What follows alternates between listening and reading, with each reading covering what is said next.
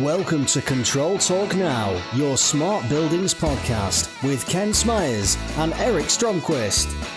Control Talk Now, your source for control news you can use. And now, here is Eric. Eric Stromquist from ControlTrends.com, your building automation controls podcast and videocast, where we talk about HVAC controls, building automation controls, smart building controls, and all the HVAC and smart building control news you can use. I am joined, as usual, by the man, the myth, the legend, the one, the only, Kenny Smyers from Dusseldorf, Germany. Kenny, welcome to the show. Nice, Eric. I'm impressed by your mastery of this. Dusseldorf's a tough one. It trips people up, the saga continues overseas. Our international play. I still have 5 more days left on my travels here.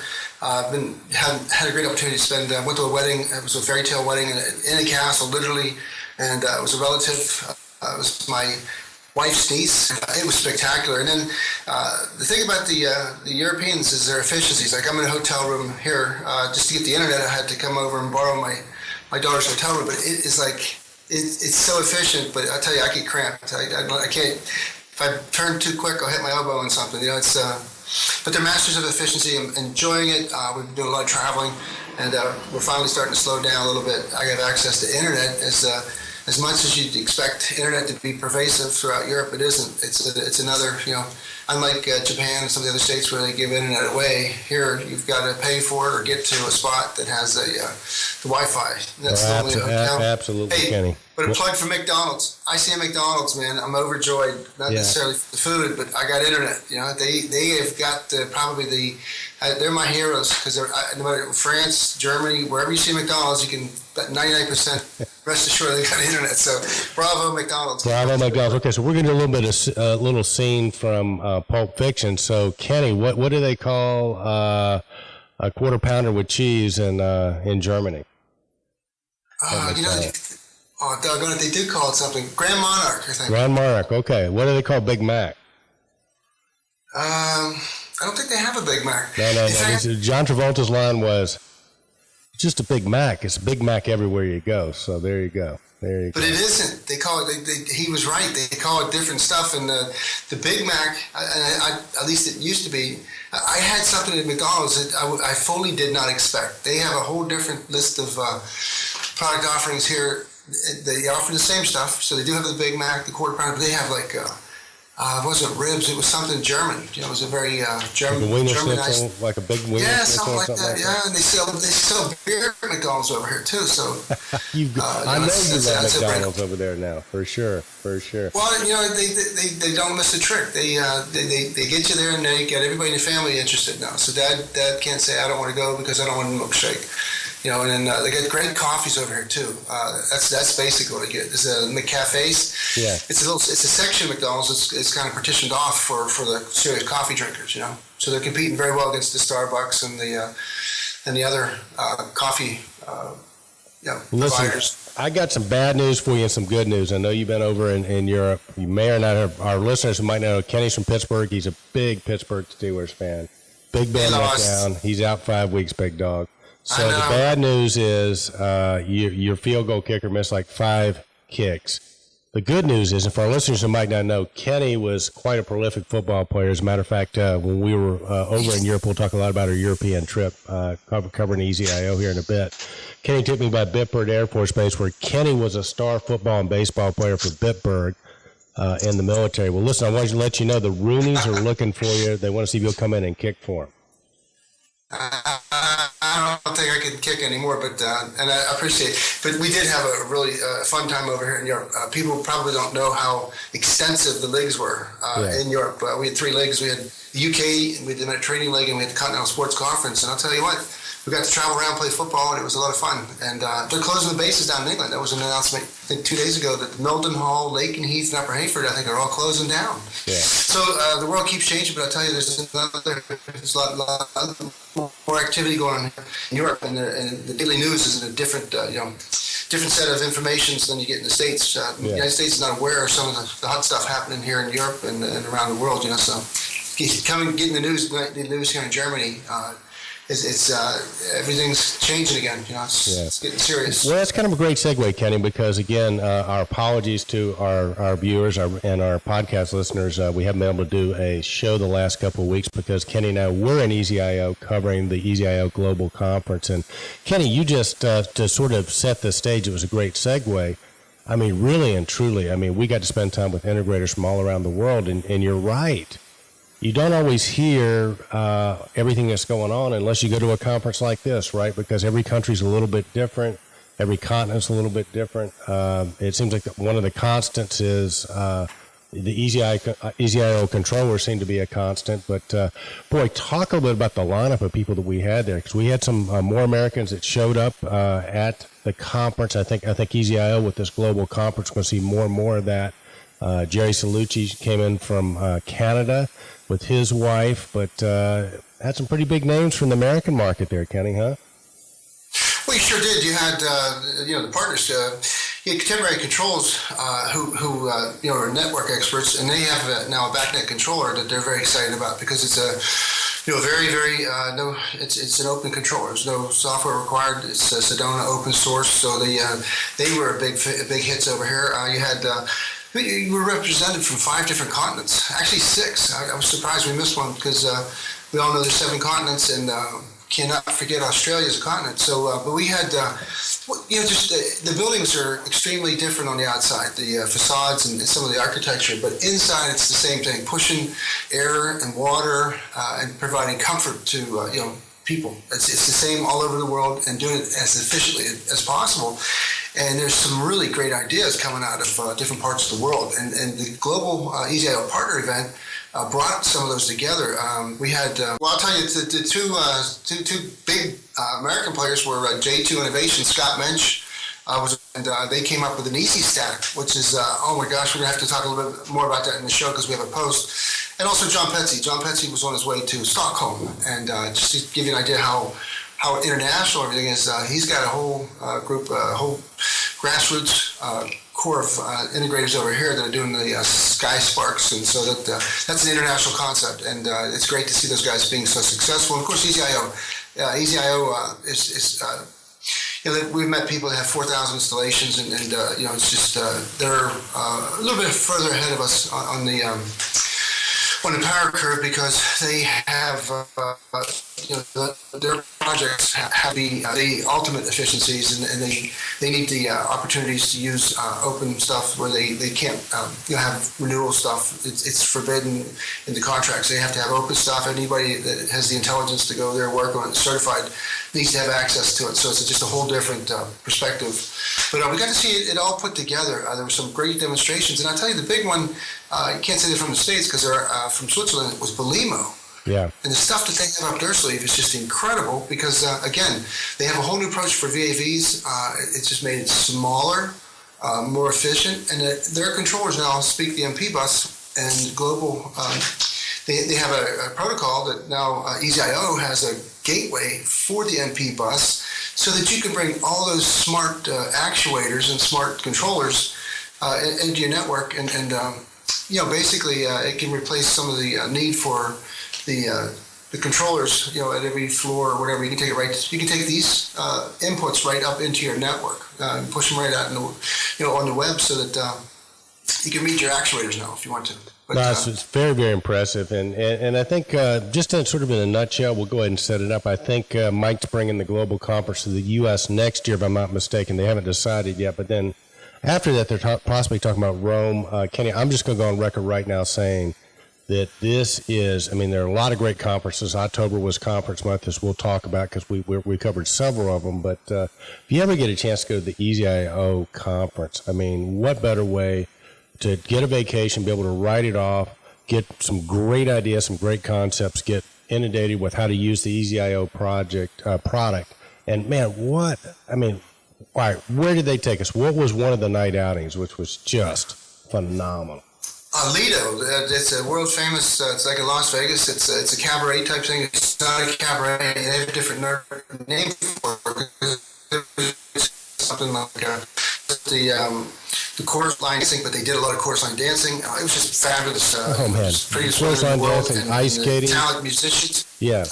Ice skating brought up onto the stage, scared you to death because they were so close to you. The ice shavings were actually coming very close to hitting our table.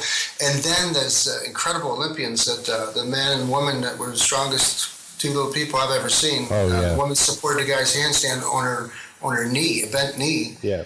It was just incredible. Yeah, so I mean, talent-wise, so what EZIO does, and I think Mike Marston and Guido Van Arp and they know guys, they need a break. And they incorporate, the best of both worlds, the business worlds. Of course, they expect business and business development. So that write-off is actually, once you get here, you really put the work from 8 o'clock, actually 7:30 to 4 o'clock. But after 4 o'clock buzzer, it's a great time. So the Lido was probably the most interesting thing, but the Eiffel Tower. And then why don't you tell us a little bit about that treasure hunt and how we did as a team?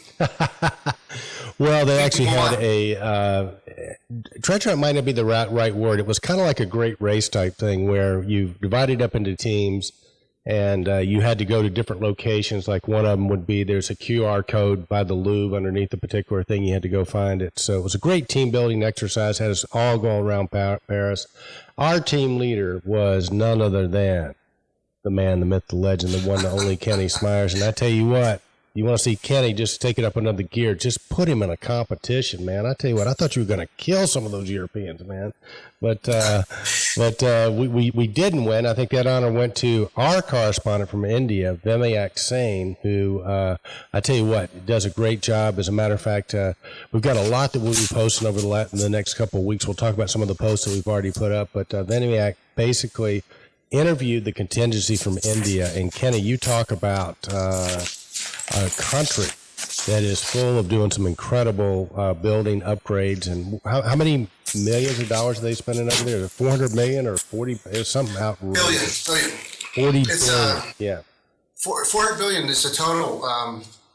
Smart city money set aside. 100 smart cities, yeah. And the incredible thing is they have a lot of the budget is already set aside. But the companies like America,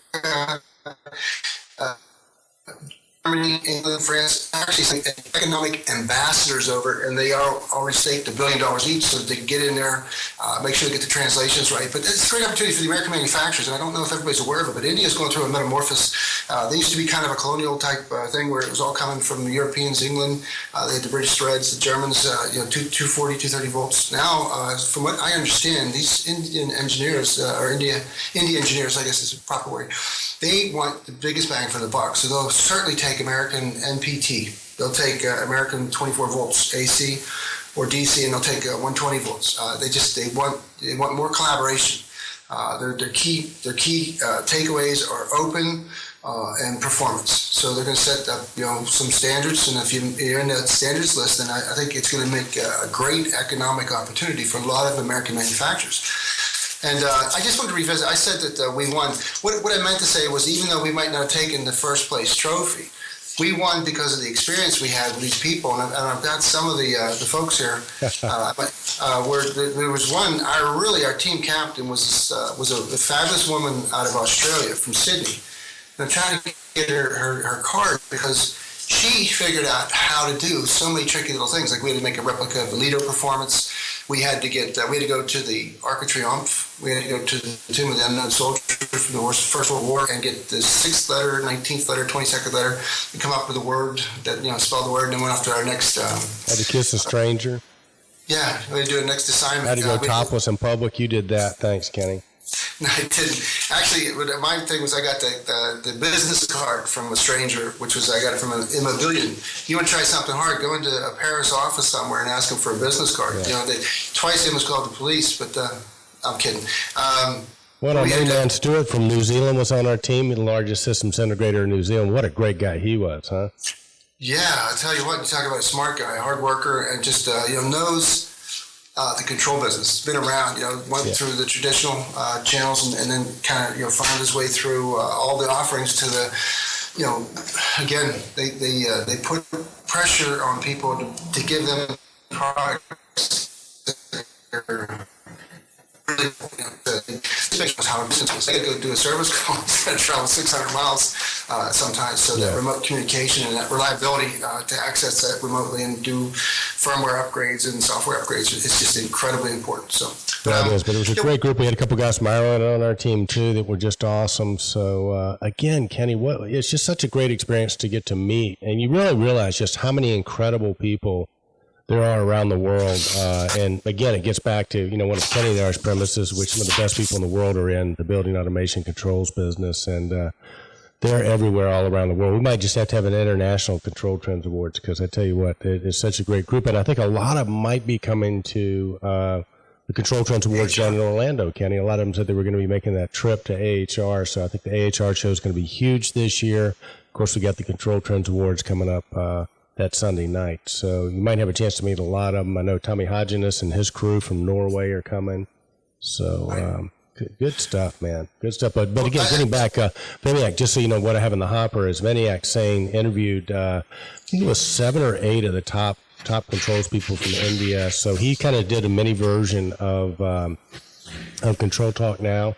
He actually interviewed you, the man, the myth, the legend. So it was a lot of fun, yeah. Kenny's actually going to be on the Indian Vimiak site as well as ours, getting interviewed by Vimiak Sane, our man in India.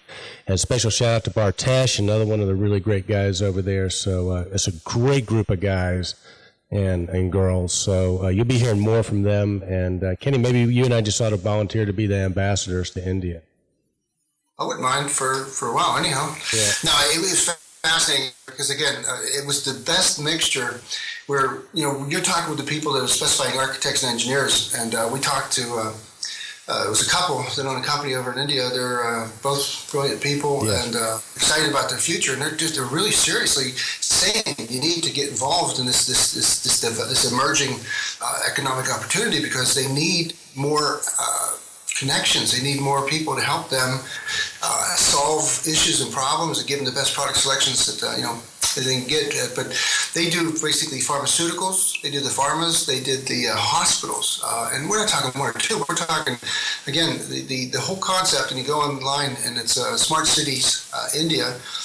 They talk about it. It's not just the big cities like Mumbai and some of the other ones. It's the smaller areas that are remote, but they have their own individual problems with the utility grid, the connection to the grid, the control, providing utilities to those remote areas. They need to build them up.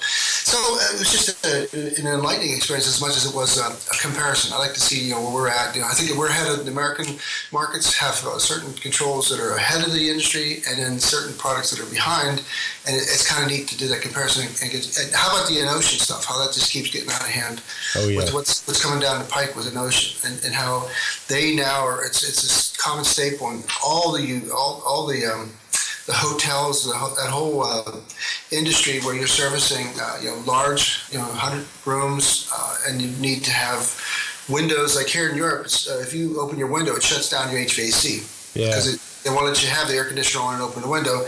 And when everything's card driven, so you come in the door. If you don't put your card in the door, you have no electricity whatsoever. Right. Nothing works. So they discipline the users of these hospitality suites and hospitality rooms to play ball with a high level of efficiency. So it's coming. It's good stuff. Well, again, Kenny, a great segue. I tell you what, I'd like to back up for a minute and sort of hit some of our posts from the last couple of weeks, and that's a great segue to one of the trends we're tracking, which is cybersecurity. We had a post about a week and a half ago called Hacker Skills: How to Get Free Movies in Your Hotel Rooms. And Kenny, that was a gentleman by the name of Pablos Holman. And he basically was just showing the vulnerabilities of wireless. But you want to watch this post because I figure you probably could get in there and hack into your room thing and probably get free internet, free movies, and disengage that whole thing so you can open your windows and keep your lights on at the same time. But that was good stuff, Kenny. He's basically breaking down the vulnerabilities of wireless and shows. And at one point in the video, he actually hacks into the head of security at Microsoft's cell phone. So some scary stuff. I know there are a lot of people that think, wireless has kind of been penetrable, and I'm not sure. I can't wait to get Fred Gordy back on the show, Fred Gordy, our cybersecurity expert with SmartCore, to sort of see his thoughts on that.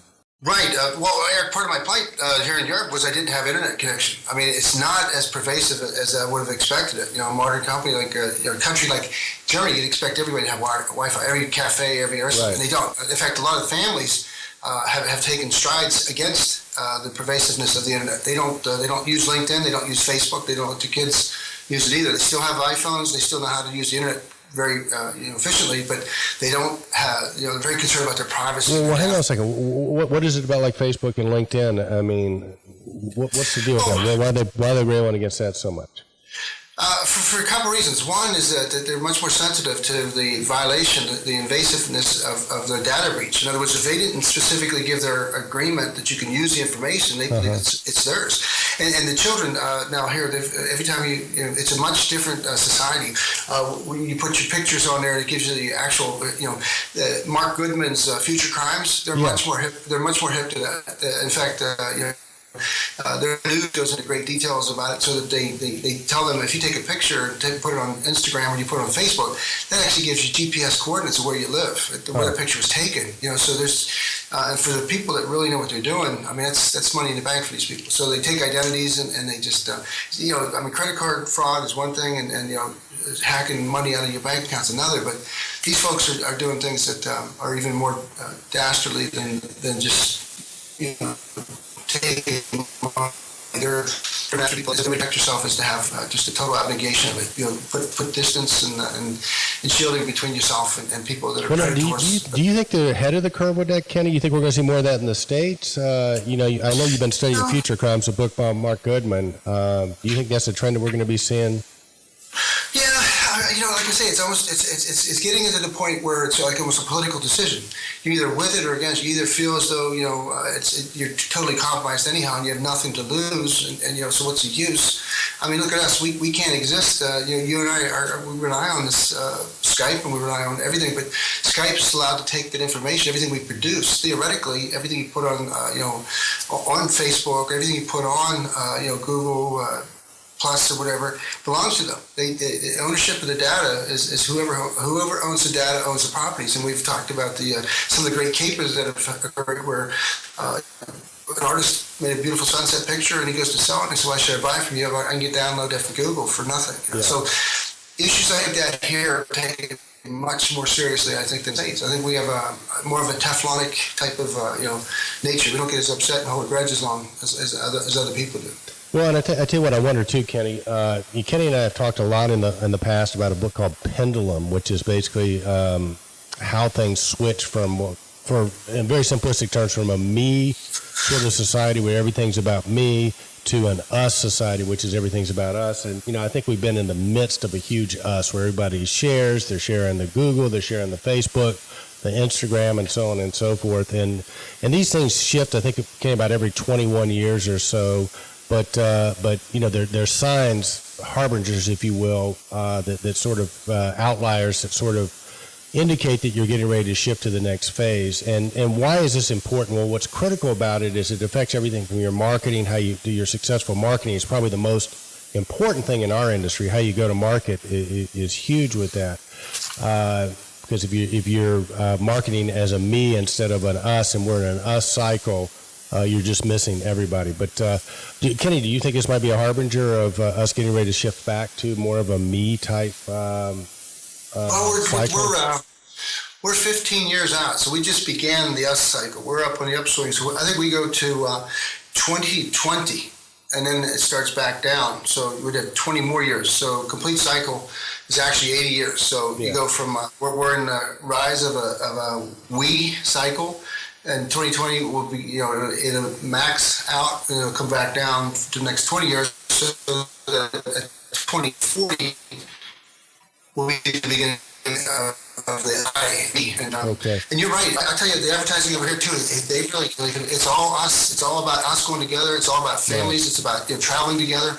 It's about meeting friends. So I mean, the same concept is very much evident here in marketing. Yeah, and I tell you what, Kenny, we got a lot to cover. But if any of our listeners out there are interested in how that could affect your marketing, being in an us cycle, you can reach out to Kenny and me at controltrends@gmail.com, all one word, and we can have a conversation with you about that. But Kenny, I tell you what, shifting gears again, let's get back to a good German company Siemens. We had a post up about Siemens. They got a new fan coil stat out. And Siemens has really been making some moves with their thermostats and the products they're bringing through distribution. Speak a bit about that, if you would, what you're seeing from Siemens. Well, I think that, at one time we didn't have access to the Siemens, some of the best products they had because it came through, their proprietary channel, the branch. Now we're seeing that the RAA and RAB sensors, the fan coil thermostats, are obsoleted and are replaced by the RDG. And this is a very pretty thermostat. It's got the European white coloring. It's got the ergonomics. It's got everything right there in a nice, small, compact presentation. So you can see this is it's ideally suited for light commercial installations such as the retail, hospitality, healthcare, small commercial buildings, and they're easy to install and commission. And then you also have the scheduling, auxiliary outputs, inputs, advanced room control strategies. It's kind of a neat little, it's a neat stat. It's a neat controller. I think like some of the other people like Viconics, they don't call them thermostats as much as they used to because they're actually room controllers or zone controllers. So good stuff. Yeah, good stuff for sure. Congratulations to Siemens on that. Be sure to check out the Siemens RDY 2000 thermostat promotion. It basically comes through CG&A distributors. You can find out at your CG&A distributor at cgnacontrols.net. Click on your local distributor. Special offer we posted on Control Trends. Essentially this, Kenny, you buy an RDY 2000 thermostat from a CG&A distributor. They'll give you a $25 gift card right there on the spot for every stat you buy, up to, I think, 10. They also have a kit that you can get, which includes sensors that you can actually get a $50 gift card on, which is really cool. And then on top of that, that's not enough. When you install your thermostat or your Siemens RDY system, take a video out, shoot a video of the installation, your customer's reaction, submit that to Control Trends, and Siemens will be judging those. And the winner of that video actually gets a $750 travel voucher anywhere they want to go. And Kenny and I are throwing in 2 tickets to the 2015 Control Trends Awards on top of that. So if you haven't seen that yet, that is just a phenomenal stat, Kenny. And, we don't have time today to go into it, but we've got several posts up on Control Trends. Just in the search bar, hit Siemens or Siemens RDY 2000. You can totally check that out. And Kenny, with that, it brings us to our first post in Europe. Well, it was actually the Global EZIO Partner event. We had the Renaissance Begins. That was our theme. We did that in front of the Louvre, the pyramid. That was to give us the theme for the EZIO conference, and that was that Mike Marston always gave us that pyramid. If you ever saw Mike, he's a very robust, very exciting talker, and he really believes in his product. But he believes that the market is very, very narrow and thin at the top, and it's like a pyramid. You got to penetrate that, go down deep and wide into the market, where the light commercial building spaces are, where the 90, depends who you talk to, 80%, 70%, 90% of the buildings that need the controls that we sell are actually in that market area. And according to some of the presentations we saw a person say that about 70% of those buildings are not serviced yet. They do not have the controls they need to be efficient, to become part of the smart grid, to become part of automated demand response. And that's where our systems integrators and our contractors need to be focused. That market is just ready for basically it's the race to the small space. We all try to keep track of it. Right. It's the race to the small space, if we said, Kenny. And I apologize to our listeners. We're a little in and out of sync. Kenny's in Germany, so our Skype connection kind of comes and goes a little bit. So thank you for bearing with us on that. But Kenny, that is, definitely the race to the small space. And that's just not EZIO and their people saying that. I mean, Honeywell's talking the same thing. So is KMC Controls, which we'll talk about later. But I think the thing with Renaissance, Kenny, is really and truly something we ought to tease out a little bit here. Because if you think about what the Renaissance was in its most simplistic terms, and yes, Kenny and I realize that the Renaissance did not start in Paris, France. It started in Florence with the Medici family, but a lot of it did happen in Paris. But if you think about what the Renaissance really was, it was, in its most simplistic terms, but also terms I think apply to our industry, when people begin to question the way things had always been done and started to do things differently. And I think if you've been following control trends for a while, you've seen that this has been going on in multiple facets, from companies like J2 and DG Logic, Sky Foundry, to EasyIO. The big manufacturers are also involved in it too, but I think we are really in a renaissance, a time where things are getting shaken up, shifted around, and Kenny and I think that maybe 5 years from now we'll look and we'll see that maybe this conference we were at was the tipping point, right? We had some of the greatest minds on the planet that were at this conference. A lot of the great minds weren't there, but a lot of them were. And with some of the stuff we saw and heard, and hopefully some of the stuff that we can share with you over the next couple of weeks regarding this conference, as well as the KMC conference, the Honeywell Momentum conference, and the LinkSpring partners meeting that's coming up, I think you're going to see the theme is that things are shifting in a very positive way. And part of that shift is a lot more choices. People are going about things a little bit differently, and it's an exciting time to be in the industry, right, Kenny? It sure is, and we have several posts here that follow that theme, of course, because that was a very good thing. It came up with Renaissance, and then we went into Paris being the cradle of Western civilization. But another aspect of it is philosophies are changing. For instance, collaboration now is first and foremost. These folks that were at this meeting now think that the 3 years to come to market with products and everything cannot deal with the incredible rate of change. That's Moore's law, and as long as you keep putting more and more on less and less, you're going to have to be faster on the draw to get products to meet the demands. Yes. So not only is it it's this mentality of collaboration and givers get, and like we always say that it's co-opetition. In other words, to fight over the same market is now passé, because you can't you're not going to mercantilism where you increase your size of the pie to take somebody else's. That was the philosophies we were using for many years, and now we're seeing it's not the case at all. You need to go away from your focus point into new market areas, because that's where you're finding new opportunities, and that's the core concept behind Niagara 4. Innovation. Put talented, give talented people the tools they need to expand their markets and address. One of the craziest things about EasyIO's presentations was that the controller's doing things it was never intended to do. Yes. So somebody with a great idea, some young person that really knew his stuff with HTML5. They're saying, really? You can do that? We didn't design a controller to do that, but if it can do that, great. Let's share that information. So that's that kind of collaboration that's happening in that ecosystem that's building around the new software and hardware tools. No, it's really cool, Kenny. And like I said, you and I have been through enough business cycles to know, and I think one of the principles that has not changed is the fact that you have to have a differentiator, right? And it used to be when we first came in, the differentiator was quality. I mean, was maybe great customer service, right? Now, if you don't have great customer service, you're not even part of the conversation. You had to have a great product. If you don't have a great product, you're not even part of the conversation. Information could be a differentiator, but I think the differentiator we're seeing now is speed. And, the term, I think Ken Sinclair, AutomatedBuildings.com might have coined this term, or you did, one of the two, but, co-competition, right? I mean, you just have to, because if speed is a differentiator, you have to partner with people, even sometimes your competitors, to get the latest and greatest technology out and make it work. And speaking of that, Ken Sinclair's AutomatedBuildings.com, his October issue is out, so be sure to check that out.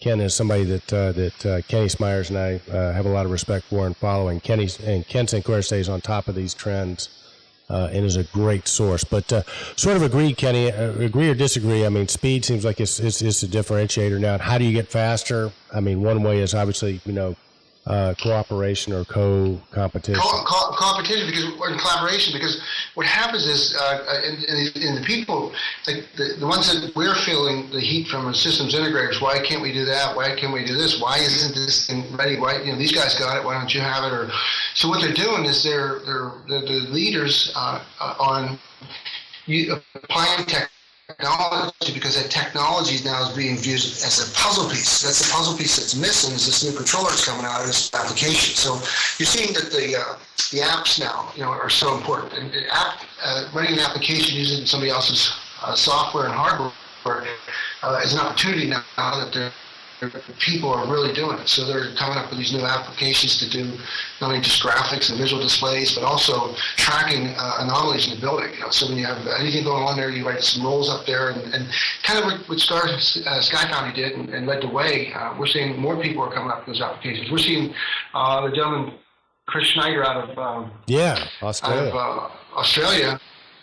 I mean, he's very bright, and he said, you don't have to do it that way. Let's try to do it this way, because he knows how computer code's written, and he can write something that's a little bit shorter, faster, and less expensive. And next thing you know, he's got an enterprise tool that links, several remote areas into one and aggregates information and gives you a digital dashboard or display that's incredible. But, again, that's what I'm saying. So he created his own market. All these guys were visionaries in their own way to create a form of business that wasn't there before. And the EasyIO, and now we might as well transition to the next post, which is the EasyStack. Here's what happens when you get 3 or 4 companies together that really believe in integrating their efforts to create new opportunities. You have the EasyStack, and this is now the next generation of building automation framework. And it's ready for sale. And basically, it's J2 Innovations teaming up with EasyIO's bright minds to come up with a way to do something that needs to be done, but do it differently and perhaps make it easier, using things that were leading edge stuff like tagging, and then it's just a very important development that other people around the world think is very important. So the EasyStack now is coming out, and EasyIO in conjunction with Bellino came out with the MP gateways, so that now you just have more, so you're not moving backwards, you're moving forwards, and it's happening at just a lightning speed. Now, you don't like, some people might be early adopters, some people might not, but this stuff is working because we got to hear it from around the world. No, absolutely. A lot of these things aren't even existing in the United States yet, but they've already they're commonplace in Europe. Agreed. And listen, real quick, I want to cycle back around to our friend Chris Schneider from OpenBMCS.com. Definitely, Kenny, we'll put a link in the post so you can check him out. But Chris is a young guy. He was a young gun. His father was a very successful systems integrator and still is down under. Chris works for him, but again, being sort of a Renaissance man, he didn't like the software, the programming software and things like that were available, so he made his own.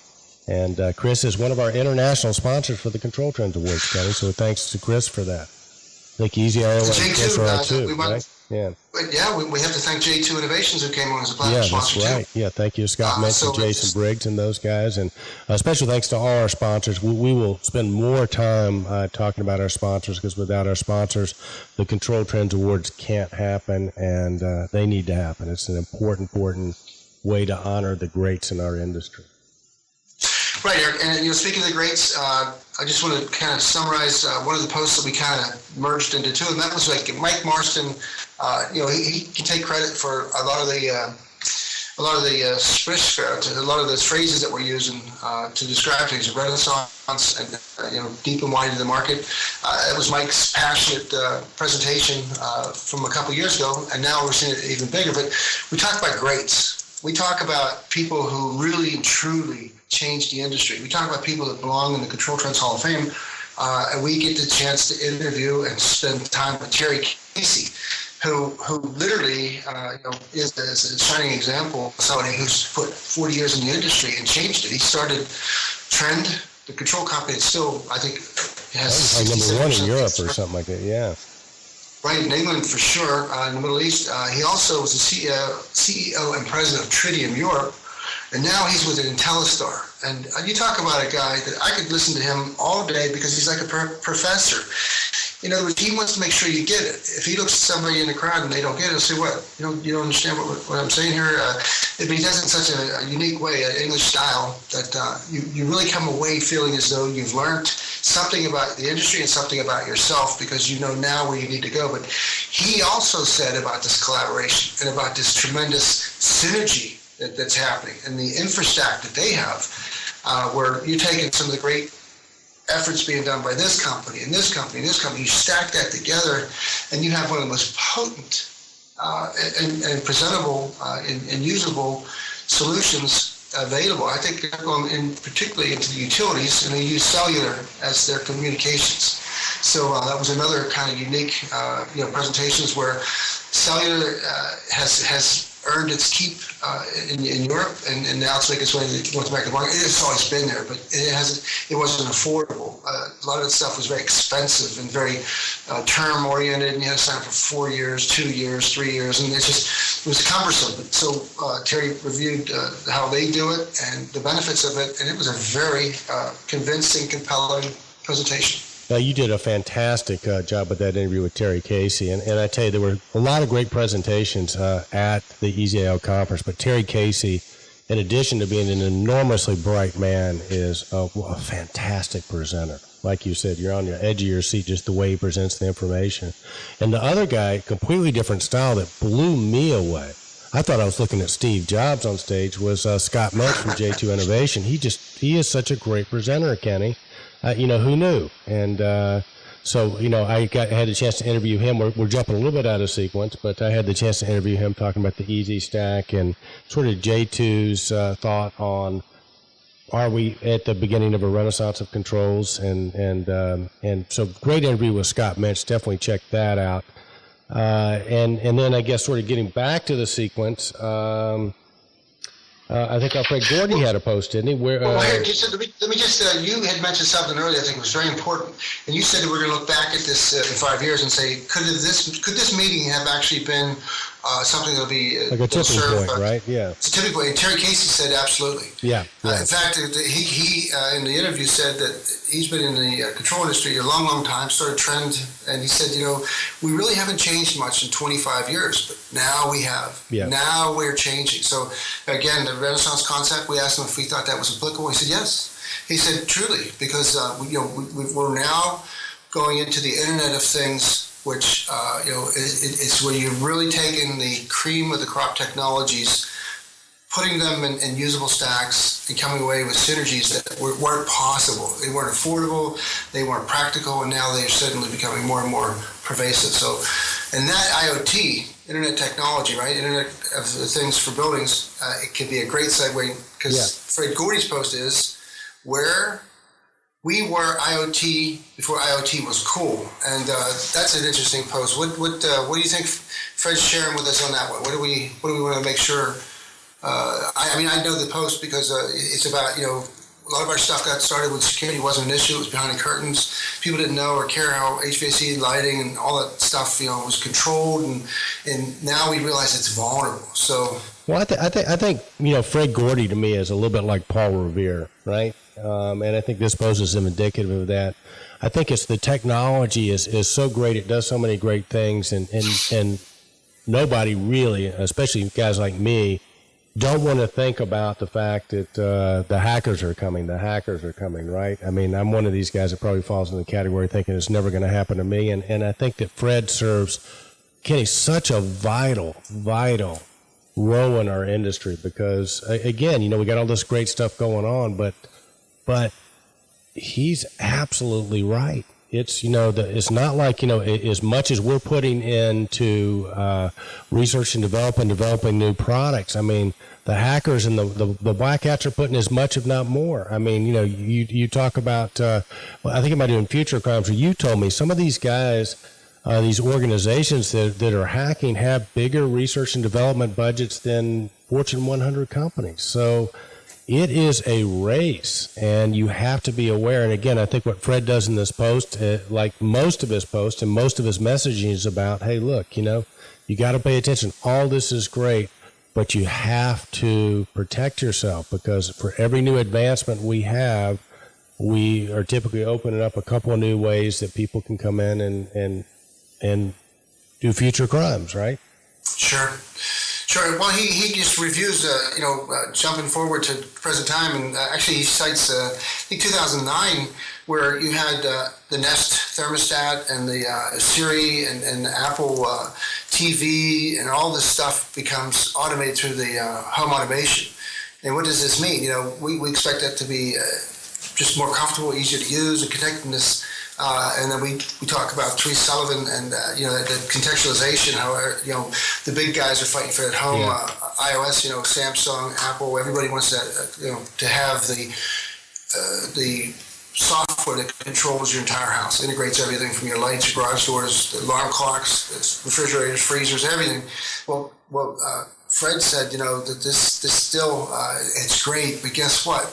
If you can do it, and you can use your wireless networks to do it, and you haven't taken measures to reduce your vulnerability or prevent easy access into your networks, you just really compromised everything from your house to your business. Because he said, now that the motion detection system, you say, hey, Siri, work time. Siri turns your house on, makes your coffee pot come on, does this, start your car, does your snow melt system, has everything connected to it, and already sends the information of your car movement to your office, and the office now is going to do your setup, your warm-up, or your occupied set point. He says, if you can see it on your phone, who else can see it? Who else can see when you're coming, when you're going, what you're doing, and then prey on that. So he really, like you said, he is Paul Revere in the sense that the problem is not going to go away. The problem's coming, or it's here. And what have you done to prepare yourself for it? No, exactly. And sort of getting back to it, Kenny, Mark Peacock and Fred Gordy are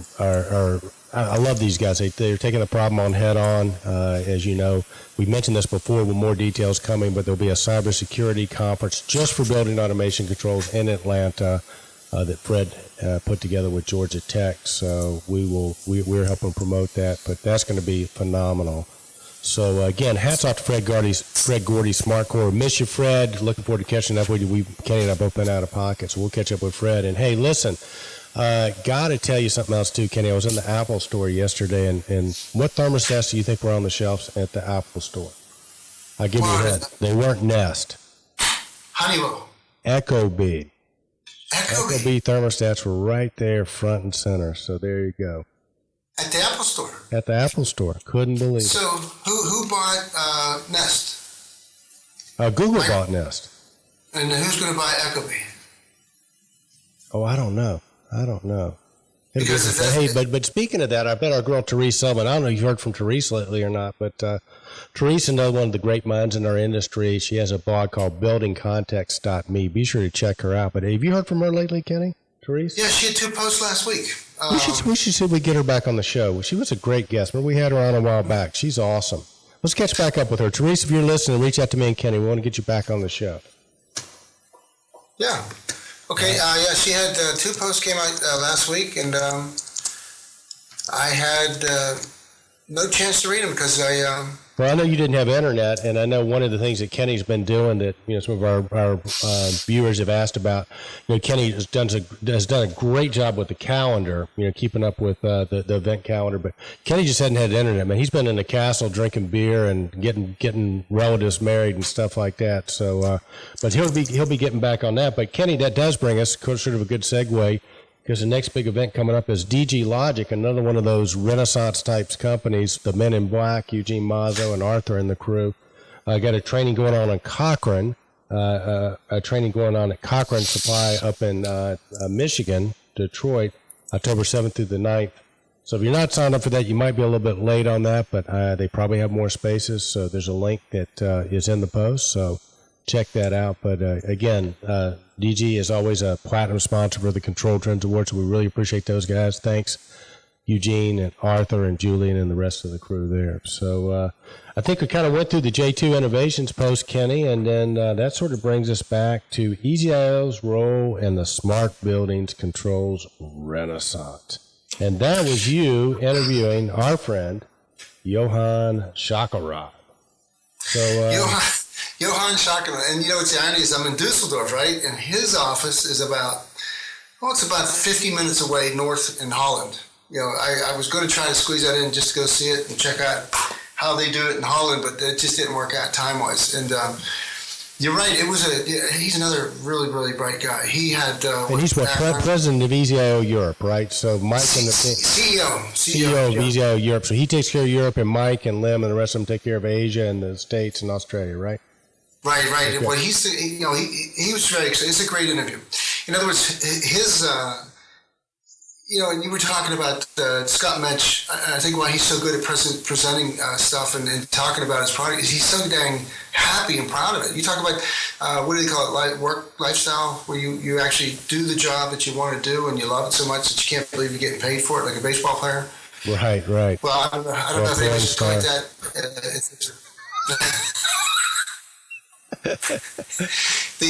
This guy, I swear, once he gets going, he just tells you what success they've had and how this led to that. And this guy met this person, and they were all, the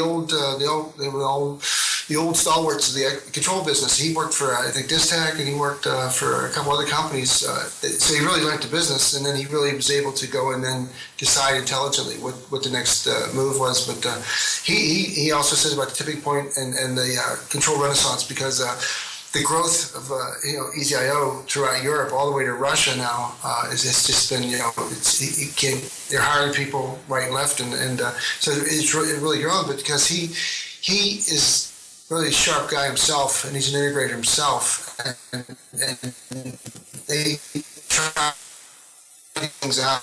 They make sure that the Hay thing works, the Niagara 4, out there with Tritium people, HTML5, building analytics, they all need it, and they all know how things work so well with the PLCs. In other words, his industry too, we're seeing these guys had a lot of applications where they were working with utility companies, and they're monitoring 1,000 houses, and they're the one gentleman from Sweden, I believe, Norway. It was Norway. I think they had 120 utility buildings. And how critical, they need to be able to eliminate problems before they happen. They have to anticipate issues, things sleeping and causing resets and restarts and stuff. So to listen to these guys, and Johan, I tell you, he can go toe to toe with them. He knows the business well, and he's just doing a really good job developing the business in Western Europe and now Eastern Europe. So I think the entire Asian continent. No, it's Europe. Asia belongs to another group of EasyIO guys. Johan is the man in the European theater, and he's doing a great job. And he really loves his product. So I recommend him to go to that interview and just to hear this guy say it for himself about what he thinks is going to happen in our industry and the role that EasyIO will play in it. Yeah, absolutely. Well, Kenny, like we said, we mentioned earlier that October is conference month. Our Rob Allen and Mike Bonner were out at Honeywell Momentum covering that conference for us. So our next post is Rob interviewing Larry Weber, who is in charge of the Building Automation Controls brand general manager. Very, very bright guy, Kenny. And I tell you what, it was a lot going on at the Honeywell Momentum Conference. According to Rob, we'll have a lot more on this. Like I say, next week you'll hear more see more videos and hear more. We'll hopefully get Rob on the show. But the gist of it, they spent a lot of time with Niagara 4. Apparently, Honeywell is the first major manufacturer to release Niagara 4. We've had some good experience with it, as we've mentioned on the show before. And the big thing Larry was talking about was this race to the small space. And, there are a lot of us, Kenny, you and I have been around for a while. I know your brothers have too. Honeywell kind of defined that space back in the day, probably 10, 15 years ago. They really came out with some of the first products to address the small space with their T7350 thermostats, their light commercial system, their LCBS system. Did a fantastic job with that. And Larry is very excited and has talked to us a bit about how Honeywell has reinvigorated that product. They're coming back out with it. I think first quarter next year, it'll be hitting the street. So excited about that. And I think a big market that Larry sees for that is they're going to that market sort of indirectly. And what Larry is seeing is that you got so many service contractors that their bread and butter is service. And it's very difficult to get a service contract. It's very expensive if you lose one. It's getting more and more competitive. So I think one of the things the Honeywell tool is going to provide for these guys is the ability to be more competitive, offer their service agreement customers more bang for the buck, do it in a more cost-effective method. And I think Larry's really got an understanding of this. So I think the good news is I think a lot of people, because most of these service contractors a lot of them are very risk averse. You think about this, if you're making good money doing service work, you go put a system in and it screws things up, then, you could lose your service agreement over that, right? So there's a cost to associating it with it. But I think we're in a time now where even customers in the small space are going to want the ability to have things monitored remotely, controlled better. And I think the service contractors that are not going to get on board with a product like this are going to lose out. So I think Honeywell's got the right product and the right message. So it's going to be real exciting to see how this evolves. And it should be a lot more business for controls distributors like me and you, because those service contractors typically now are not buying automation systems. So I think Honeywell sees those guys as sort of leading the race back into the small space. Plus, I think what Honeywell realizes too is that if they can help make this easier, I think to Honeywell's credit, they've always had an interest in business. Johnson Controls, they had their business conference. They actually put themselves in the shoes of a distributor or an integrator, and they said, okay, what can we do to tell these guys more about how how to approach markets, how to sell things, of course, how to sell our products. So it's very it's a mutual benefit. Well, Honeywell now too is saying that we might not have the economy of scales to offer a product that can be hosted in the clouds, and they can because they've got deep pockets and they've got the technology. So what they're doing is they're making the gap, the distance between putting things into the web and having them stand alone easier and smaller. I think to testament to Ecobee's success was they hosted a website for the contractor. They gave that contractor that personality with their customers. It made it look like they had a big overhead, had a big staff, had their own web page, web browser, but actually it was basically hosted by a manufacturer, a large manufacturer who had the technology, can secure it properly, support it properly, and then give these guys, a tool that they couldn't ordinarily get. They couldn't afford to do it themselves. They couldn't do all those intermediate steps. They might not be very good at web pages. They might not be very good at networking. But if you have that customer's attention and they want those services, Honeywell has just made it that much easier to provide the services to a customer at a probably very Honeywell, they get that economy of scale, so it's probably going to be a very reasonably priced rollout. Well said, Kenny. Well said. And I tell you, I don't know about you, but I really like Larry Weber. I think he's a super bright guy, and he's a guy that's driven by analytics and data. And I tell you what, when he talks to you about what he's seeing, it's all based in data. So wish them a lot of luck with that product. As a Honeywell distributor, I have selfish motivations in hoping that product does really well, but we're excited about it. And speaking of that, Kenny, it sort of leads us to our last post. We made Rob Allen go from, and by the way, Rob said the Honeywell Momentum Conference was off the chain. Had Joe Theismann out there. Rob was talking about he's out playing golf with the Honeywell folks, and Joe Theismann walks up and asks if he can hit some golf balls with him, and did, and said he was a super guy. He was one of the speakers there. But again, when it comes to being a great host and creating a great event, I tell you, Honeywell, I think, is right at the top of that list too. So really sorry we couldn't be there. Hopefully next year the scheduling will be such that we can be there. But Rob had a great time, and Rob actually got to speak out there too, so he enjoyed that as well. But speaking of that, we sent them right from the Honeywell conference to KMC Controls. They're having their conference in San Antonio, Texas, and again, we got several updates coming. This week we posted a day one recap with Rob and Mike Bonner. And again, KMC has their product that they're bringing into the small space, the race to the small space. Everybody's gearing up for that. They've got a really interesting stack, if you will, that includes both KMC, Dell, and Intel. So they've got the cybersecurity built into the chip and some stuff like that. So any thoughts on that, Kenny? Have you had a chance to sort of research that at all? Or? Absolutely, Eric. KMC, to me, again, we really do believe in our Control Trends Awards and our Control Trends Museum and the great people. And KMC, of course, has one of the greatest American success stories to date that I've come across, and we're going to see more on that later. But the thing that KMC does now too is I think, again, to talk about our collaboration and synergy and the success of J2 Innovations, is J2 has been adopted by Siemens and KMC. So it just goes to show you that J2 is now internal to these big OEMs, people with global distribution channels, global partners. But what KMC to me does is, number one, they're an American company. Number two, they're like, they have an A to Z product portfolio. They do the hardware solutions, software solutions, wireless solutions. And then in controls, they got the 5-year warranty on anything they make. So they're up there with Belimo. They're so proud and certain that their products have been tried and tested.